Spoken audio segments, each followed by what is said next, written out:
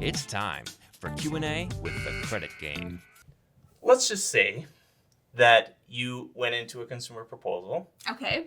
You paid all your everything that you needed to with the trustee.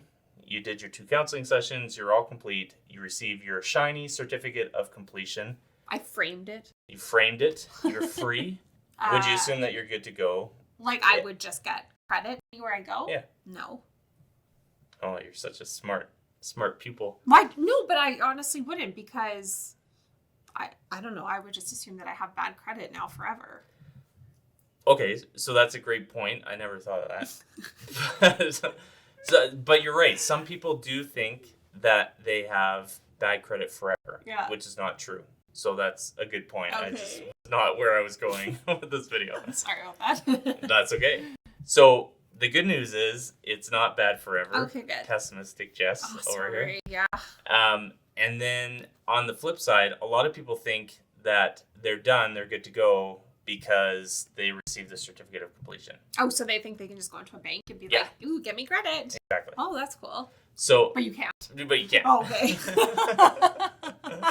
Cool, but not cool. So the reality of it is, although legally you've completed the proposal, you're done legally, you've done everything properly, the next step is making sure that your credit reports, both Equifax and TransUnion, are correct. Okay. Because even though legally you don't owe any of the creditors, there's common errors, which we're going to go through, that make it appear that you're still in the proposal, or you've entered into a bankruptcy, which you haven't, or that you still have all that money outstanding. Equifax and TransUnion both have free credit reports, and their versions are actually pretty in-depth, which is nice, and you can get them online for free.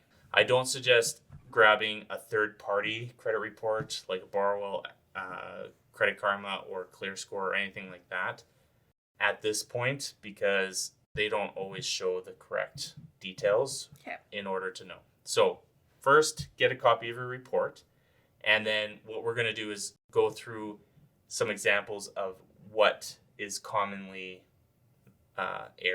erroneous on your credit report. Stay tuned for more English lessons. Oh my gosh. With this guy. The first common error is that the balances on all accounts included in the proposal have a 0 balance and 0 overdue. Okay. And so just because the narrative or the note says included in proposal, that doesn't exclude the problem of having an outstanding balance. If you have an outstanding balance, Equifax and TransUnion are telling future lenders that you still owe that money, which is not true and can get you auto declined. Okay, so 0 balance, 0 overdue. The next one is the rating. A lot of times in a proposal, the bank or lender will rate it as a 9. It's supposed to be a 7. So if you see any 9s on there, that's the bankruptcy or written off code, and that can get you declined or make it appear that you went into... I was thinking 9 equals decline. You really are becoming a credit nerd. I don't want to do these videos. Checking the narrative is really important, and that's that little note that's on the report. And the reason why is because even though it's showing a good rating and no missed payments, a lot of times, especially on TransUnion, they'll show included in proposal, even though it wasn't. So you kept on making the payments, everything looks good, but if it shows the included in proposal, then it's not telling TransUnion or Equifax that you've been making those payments on time. So it looks bad. Another one that's very common is late payments on your credit report after you've entered the proposal. Any late payments after the date you filed should be disputed to be removed. If you don't, the score and future lenders are assuming you don't pay your bills on time, which of course is not true. You want to make sure that the timestamps of the public records, which are like collections, judgments, or even the proposal itself, are correct. So if you've completed a proposal, but it's showing that it's not completed, then you need to get that timestamp registered that it was completed. Otherwise, it won't fall off your report as quickly.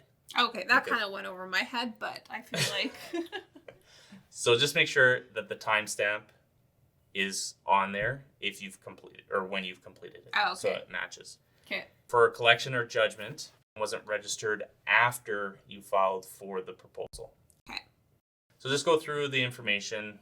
Obviously, your personal information, you want to make sure it's correct, but go through the accounts, go through the public records, just make sure that everything is correct there. If you have any questions, not quite sure, that's where we can help. So feel free to reach out and I can review the report at no cost to take a look and see if there is something that you're missing there, just to make sure that everything's good to go. If you do find any errors on your credit report, we have a video, 3 ways to dispute those, so you can check that out.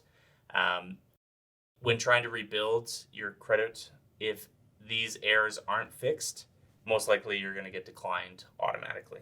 So it's very important that you check both Equifax and TransUnion and find out if there are any errors, get them fixed, and then you can start rebuilding properly. Okay. Got it.